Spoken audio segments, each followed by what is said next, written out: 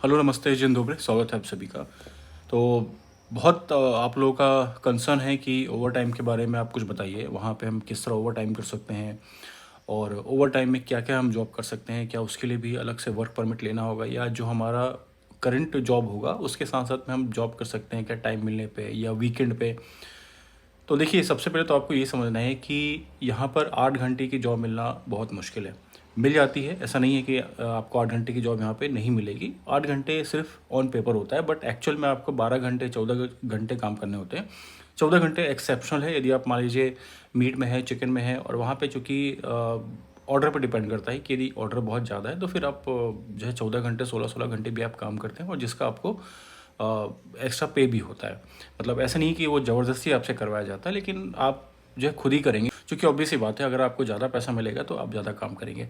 तो सबसे पहले तो आपको ये लग रहा है कि आप 8 घंटे जॉब करेंगे, उसके बाद में 4 घंटा 5 घंटा आप जो है कुछ और काम कर लेंगे, और कुछ और के नाम पे सबसे पहले आपके दिमाग में आता है फूड डिलीवरी का। तो देखो, सबसे पहली बात तो ये है कि यहाँ पे काम करना, लीगली काम करने के लिए आपको सारे डॉक्यूमेंट का ज़रूरत पड़ता है, और यहाँ पे आप कोई भी इनकम कैश में नहीं कर सकते हैं। मैं पर्टिकुलर पोलैंड की बात कर रहा हूँ, बाकी अदर कंट्री में क्या होता है क्या नहीं होता है वो मुझे नहीं पता है अभी फ़िलहाल। तो सबसे पहले आप जो है कैश में काम नहीं कर सकते हैं। आप यदि कैश में काम कर रहे हैं तो वो बिल्कुल भी इलीगल है, और यदि आपको कैश में पेमेंट मिल रहा है तो इट मीन्स कि आपका टैक्स पे नहीं हो रहा है, आपका इंश्योरेंस पे नहीं हो रहा है, आपका मेडिकल पे नहीं हो रहा है, और अगर ये सब चीज़ आप पे नहीं कर रहे हैं या आपकी आईडी से पे नहीं हो रहा है, आपके रिकॉर्ड पे ये सारी चीज़ें नहीं है, तो इट मीन्स आप पोलैंड में इलीगल हैं या इन फ्यूचर में इलीगल आप माने जाएंगे।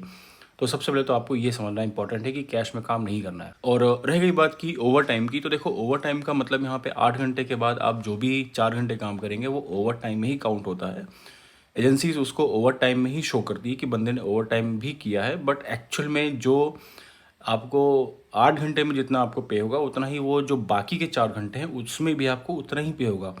ओके, फॉर एग्जांपल, यदि आपको 25 ज़लोटी मिल रहा है 1 से 8 घंटे के, तो उसके बाद के जो 4 घंटे होंगे आप सोचे कि उसमें मुझे 30 मिलेगा या 35 मिलेगा, नहीं, उसका भी आपको 25 ज़लोटी ही मिलेगा। तो यदि आपको मान लिया 8 घंटे की जॉब मिल गई कहीं न कहीं, मतलब आपने बहुत ट्राई किया, बहुत आपने यहाँ-वहाँ किया, आपको 8 घंटे की जॉब मिल गई। तो जो बचा हुआ 4 घंटा होगा ना, उसमें आप सिर्फ़ और सिर्फ़ फूड डिलीवरी का ही जॉब कर सकते हैं, और वो भी एक तरह से इल्लीगल माना जाएगा जब तक आपके पास में वर्क परमिट नहीं है।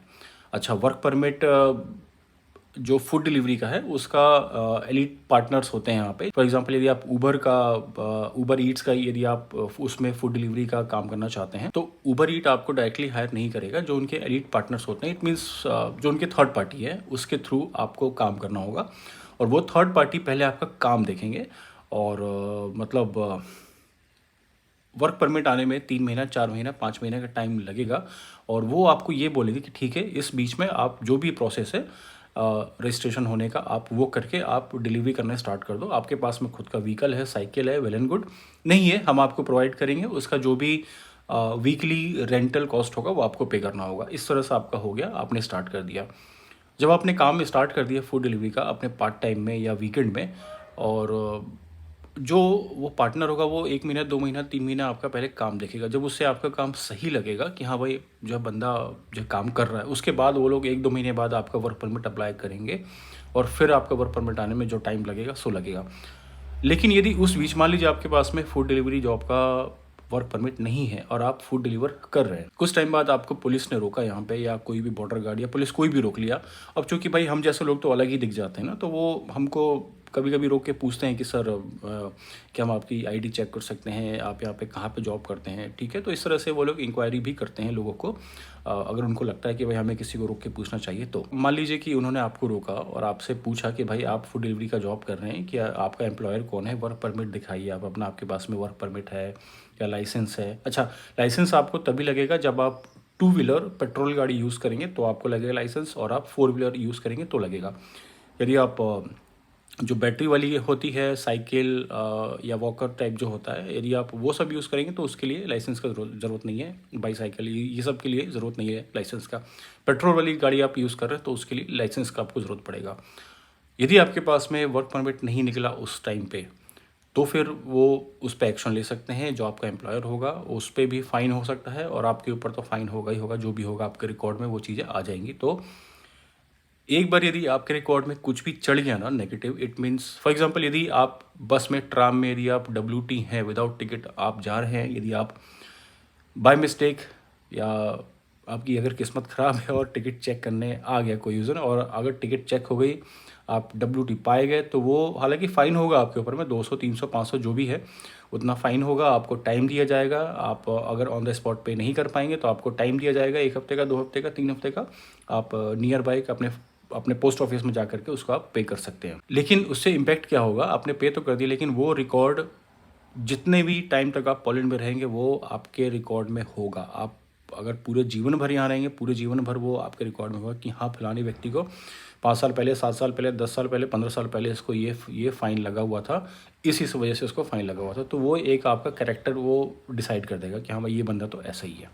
भले आप उसके बाद सुधर जाएँ या आप अभी उसके बाद आप कभी भी कुछ भी ना करें, तो फ़ाइन अगर छोटे से भी छोटा फ़ाइन है ना, तो वो आप पे चस्पा हो जाता है। और वो जो पॉइंट है यहाँ की गवर्नमेंट को, या जो TRC जो इशू करता है जो डिपार्टमेंट, उनके लिए इनफ है कि आपका TRC आपको री इशू ना करे, या इन फ्यूचर यदि आप PR अप्लाई करेंगे तो उसमें आपको PR अप्लाई आपको जो है डिसीजन नेगेटिव में दे दे, वो उनके लिए इनफ है।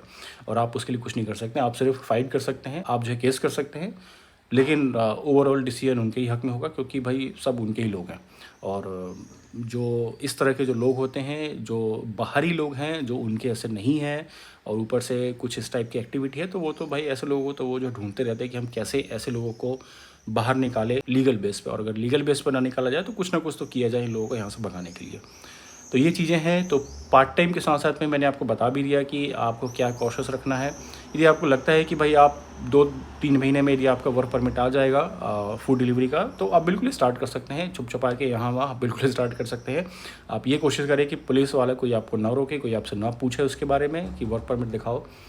और बाकी बस यही है। और मेरे हिसाब से तो देखो, आपको टाइम ही नहीं मिलेगा उतना कि आप जो सोच रहे हो ना कि मैं, जैसे यहाँ गल्फ़ में या अपनी कंट्री में 14 घंटे, 16-16 घंटे, या लोग 18-18 घंटे भी काम करते हैं, तो मैं वहाँ पे भी जा कर के वही कर लूँगा। पॉसिबल है, कुछ हद तक पॉसिबल है, लेकिन ये आप यहाँ पे लंबे टाइम तक नहीं कर पाओगे, क्योंकि यहाँ का जो एनवायरनमेंट है वो आपके अनुकूल नहीं होगा।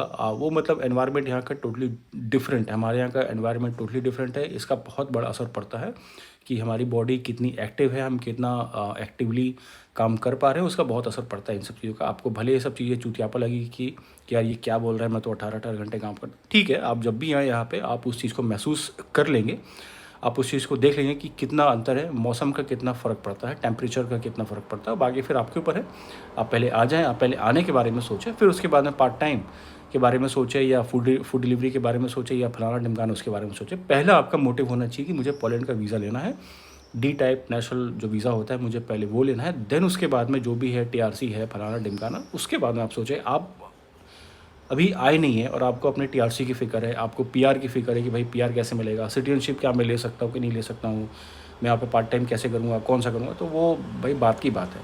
पहले एक स्टेप तो आप चढ़ो, फिर आने के बाद में सब चीज़ आपको समझ में आ जाएंगी कि क्या चीज़ें कैसे होती हैं। और 8 घंटे के बाद भी यदि आप में हिम्मत है, आप अगर कुछ कर सकते हैं तो वेल एंड गुड, आप बिल्कुल करिए, लेकिन लीगली करिए। आप जहाँ पे कैश वाला काम हो रहा है उसे आप अवॉइड करें। आप कर सकते हैं, लेकिन जब तक आप न पकड़े जाए तब तक। आई होप कि आपको थोड़ा बहुत आइडिया मिला होगा कि पार्ट टाइम का क्या सीन है, और फूड डिलीवरी का पर्टिकुलर हम वहाँ पे किस तरह जॉब कर सकते हैं पार्ट टाइम में। यदि आप रेगुलर करना चाहते हैं तो वही आप जो भी कर रहे हैं उस काम को आप जो करते रहिए। वर्क परमिट पर आप अप्लाई कर दें, आपका वर्क परमिट आ जाए तो जो आपका प्रेजेंट वाला काम है वो आप छोड़ करके आप फुल टाइम में फूड डिलीवरी का जॉब कर सकते हैं।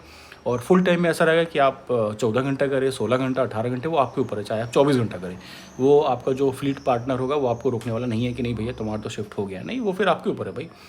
आपको पूरा 24 आवर करना है, पूरा 24 आवर करिए। तो फिर मिलेंगे अगली वीडियो में। नमस्ते, जय हिंद।